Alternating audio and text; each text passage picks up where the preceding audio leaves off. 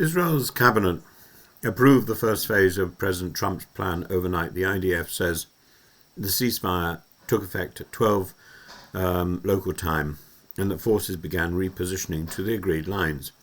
The initial withdrawal leaves Israel controlling roughly 53% of Gaza, with further pullbacks tied to later phases.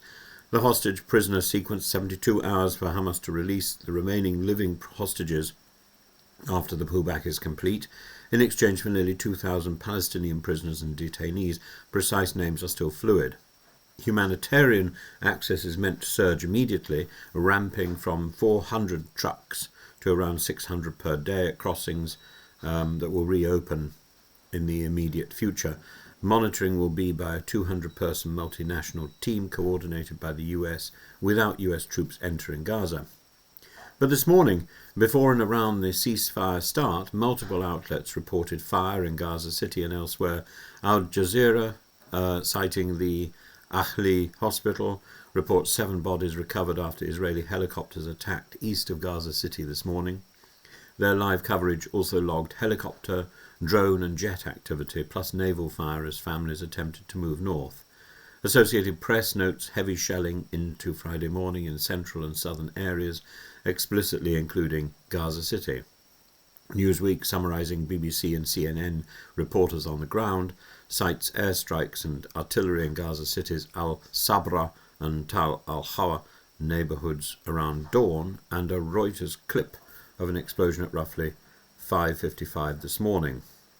Reuters' running file confirms sporadic violence during the initial pullback, with rescues and body recoveries in newly accessible areas. Within 24 hours of cabinet approval, Israel completes the first stage repositioning. The 72-hour clock for releases has started to tick down. Aid scales up and the monitoring mission deploy is in parallel. Negotiations open on governance arrangements and the next withdrawals. The government of Gaza, the plan envisages a temporary technocratic committee with eventual Palestinian Authority control and no direct rule by Hamas. Israel's governing coalition remains divided on any Palestinian Authority role at all. Security, the aim for the security in the end is that Hamas will be completely disarmed. That's asserted in the US plan, but Hamas has not publicly committed to that disarmament. The perimeter and the timetable for Israel's full exit remains vague. The UN Foreign Secretary-elect Cooper has called for rapid implementation and confirmed no British troops would deploy to Gaza, and relief agencies are poised. The Palestinian Authority and the various news outlets note the scale of need and the immediate priority of nutrition and medical supplies. A ceasefire is now formally in effect, but there were lethal incidents in Gaza City this morning and shelling reported in multiple sectors. The next 24 to 72 hours are a test of command and control and a monitoring mechanism. But the problem really here is the absence of explanation by government bodies and international agencies, and the clear distinction between support for Israel and support for Netanyahu's government. The clear distinction between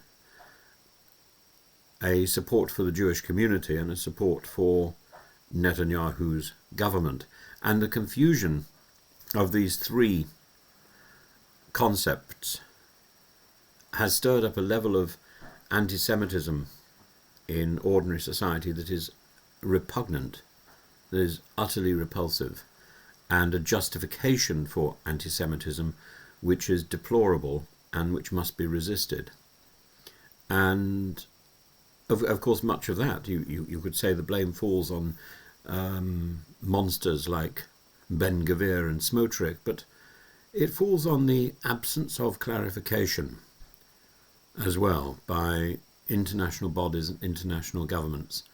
And this is a useful distraction from other problems, and I think a deplorable distraction.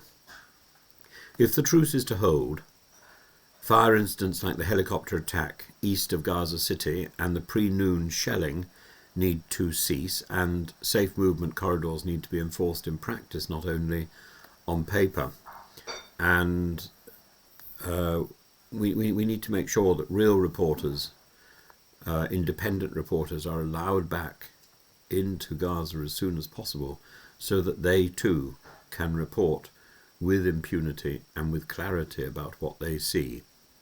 And so there's a clearer, more detached news channel coming out from Gaza. But at the same time, there needs to be a greater effort to make this clarification. And equally, I think the efforts to bring Netanyahu to justice must be pursued with alacrity.